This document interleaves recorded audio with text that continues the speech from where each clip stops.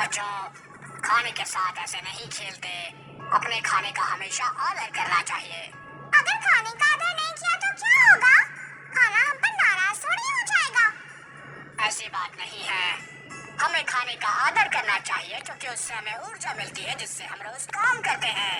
क्योंकि खाना हम पर गुस्सा नहीं होता, इसका मतलब ये नहीं कि हम उसका अनादर करें। तो ठीक है, चलो मैं एक कहानी सुनाता हूँ, फिर तुम समझ जाओगे। कहानी सुनाइए। घास से भरे जंगल में एक हिरन रहती थी। बाकी हिरणों की तरह वो भी घास खाती थी। वो भाग्यशाली हिरन थी। जंगल हमेशा हरे भरे रसीले घासों से भरा होता था और हिरन कभी भूखे नहीं रहते थे। लेकिन उसकी एक बुरी आदत थी। पेट भर घास खाने के बाद बचे हुए घास के साथ वो खिलवाड़ किया करती थी। कभी कभी वो घास को मिट्टी से बाहर निकाल देती थी। और एक दिन घास ने हिरन के साथ बात करने का तय किया। तब हिरन खेल रही थी।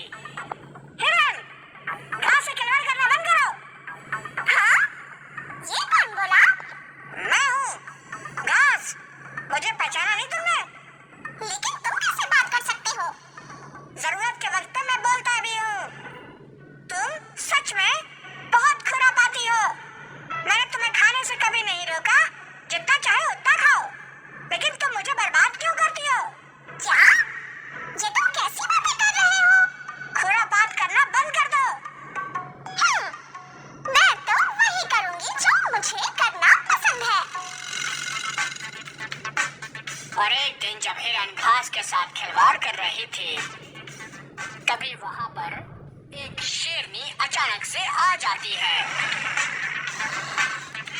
वो शेरनी बहुत खतरनाक थी और भूखी भी थी।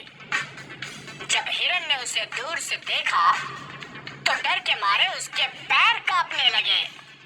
अरे रे, ये शेरनी तो भूखी लगती है। अब मैं क्या करूं? क्या करूं मैं तो उसे हरा भी नहीं पाऊंगी। सुनो, सुनो हिरन, क्या हुआ? जाओ, इसके पहले कि वो तुम्हें देख ले, उस कोने में जाओ जहाँ की घास तुमने बर्बाद नहीं की है। जल्दी करो, जाओ, छुप जाओ जाके।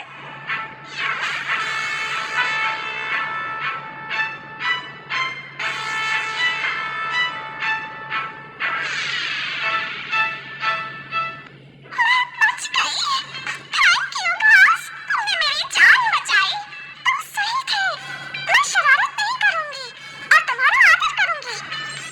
तो बच्चों, खाने के साथ खिलवाड़ नहीं किया जाता।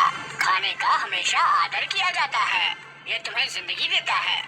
हम समझ गए दादा।